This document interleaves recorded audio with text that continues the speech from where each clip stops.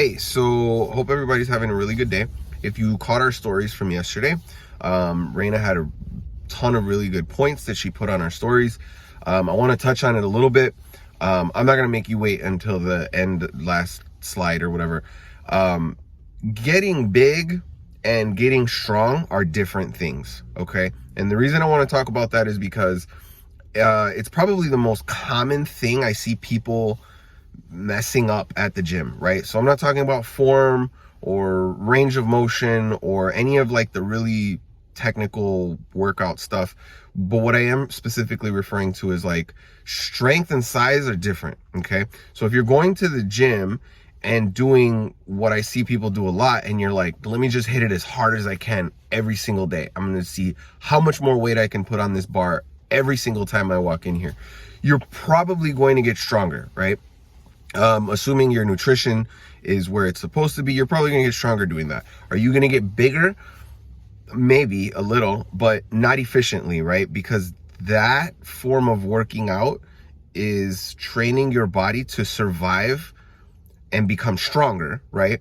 But it's not really probably going to get you where you're going if it's size and mass you're looking for. Hey, so before I continue, I just want to say, if you're one of these people that falls into the category of like, let's go to the gym and just go as heavy as we can every day, like, I'm not trying to shame you. If your goal is to get really strong, then you can keep doing what you're doing. But if it's not, you're going to have to modify some things because that is going to make you strong, not probably big, a little, like I said. Anyway, I'll tell you a little story on this. So there's this group of guys that I know at the gym that I go to. And one day they say, hey, let's go PR on bench. And I'm like, no, thank you. And they're like, what do you mean? Like, everybody, this is fun. Everybody wants to do this. And I'm like, nope, I don't care what my PR is. I don't want to know what my max is. It doesn't matter to me. That's not why I'm here. So we start talking about like what their goals are. What are you guys looking to do? What have you experienced, right? And so I'll tell you a couple things that came up in this conversation. One, they've all pretty much been doing this same training style for about 6 months, right? Two, they have not changed in those 6 months. They've gotten stronger. That was something that they all agreed. They all got stronger. They did not get bigger.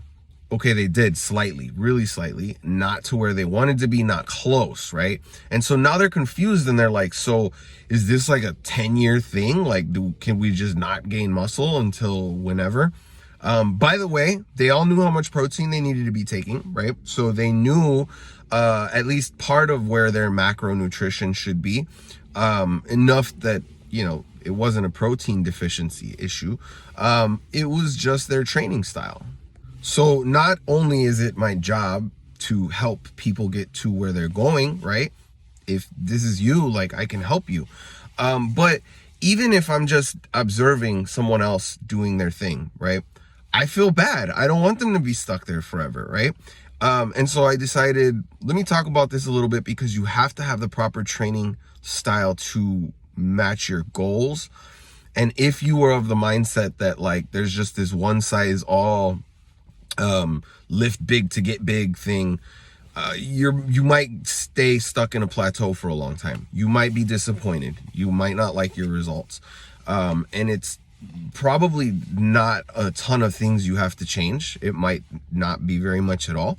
But if you start with your training style and figure out what it is you need to do to get where you're going, instead of just trying to throw up the most weight on a bar you can, I think you'll be a lot happier because you'll actually start to see the results that you were looking for. I hope this helps.